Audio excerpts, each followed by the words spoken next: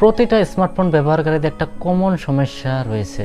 আপনি যে কোম্পানির ফোন ব্যবহার করেন না কেন, চাই সেটা 7000 mAh ব্যাটারি হোক আর চাই সেটা 4000 mAh ব্যাটারি হোক, আপনাকে টেনশন কিন্তু ভোগ করতেই হবে যে আপনার ফোনের ব্যাটারিটা শেষ হয়ে যাবে না। তো এই ব্যাটারি শেষ হয়ে যাওয়ার পিছনে আমাদের কিছু নিজের ভুলই কিন্তু দায়ী থাকে। হ্যাঁ, ব্যাটারি এক সময় না তো এক সময় শেষ হবে, কিন্তু যদি আমরা এই ভুলগুলো না করি হয়তো কিছুটা আমাদের ব্যাটারি বেশিক্ষণ চলতে পারে। আজকের এই ভিডিওতে আমি বলবো যে আমাদের কি কি ভুলের কারণে আমাদের ফোনের ব্যাটারি দ্রুত শেষ হয়ে যায়। এছাড়া ভিডিওর শেষে আমি বলবো যে আমরা কি কি করতে পারি। কিছু নতুন কথা বলবো আর কিছু কথা হয়তো আপনার আগে থেকেই জানা আছে।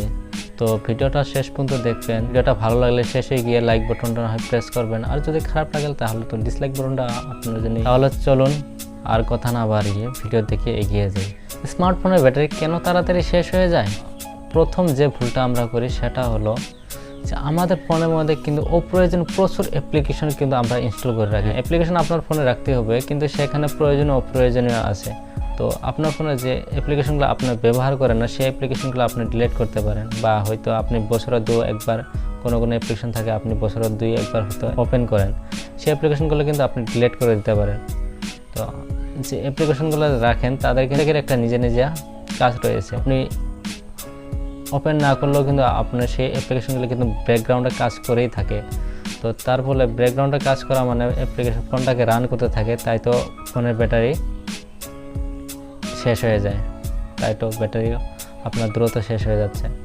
তারপর 2 নম্বর টিপসটা কিন্তু একদম ভুলবেন না, ওই ভিডিওর নিচে যে সাবস্ক্রাইবারের লাল বাটন দেখছেন সেটা টিপে কালো করে দিবেন। তারপর 3 নম্বর টিপসটা হলো, তো মোবাইল ডেটা অন করে রাখলে কি হয়, সেটা কিন্তু ফোনটা যখন আপনি মোবাইল ডেটা অন করেন সেটা কিন্তু মোবাইলটা কিন্তু বেটার সিগন্যাল খুঁজতে থাকে।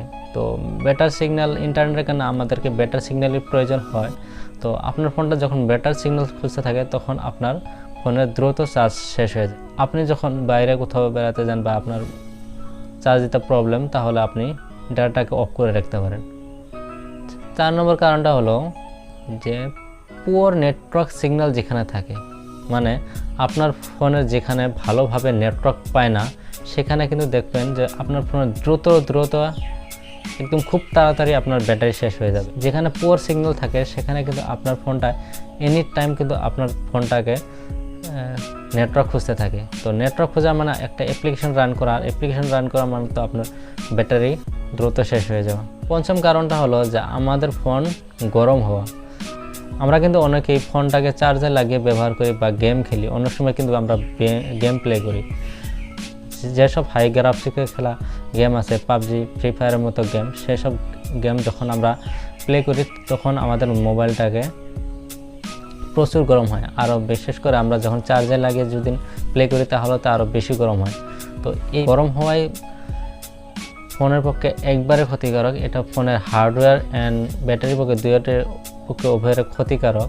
তো যদি আপনার ফোন গরম হয় তাহলে দেখবেন যে আপনার ফোনের ব্যাটারির আয়ু অনেকটা কমে যাবে। 6 নম্বর কারণটা হলো আমরা ফোনকে ভাইব্রেশন মোডে রাখি। ভাইব্রেশন মোডে রাখলে হয়তো আমার ফোনটাকে চালিয়ে ভালো এক্সপিরিয়েন্স পাই, কিন্তু এটা ব্যাটারিকে অনেক ড্রেন করে।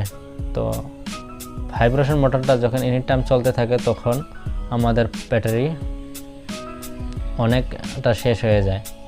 তো বাড়িতে থাকলে আপনারা ভাইব্রেশন মোডটাকে অফ করে রাখতে পারেন, হয়তো অফিসে গেছে সেখানে আপনারা ভাইব্রেশন মোডে রাখতে পারেন।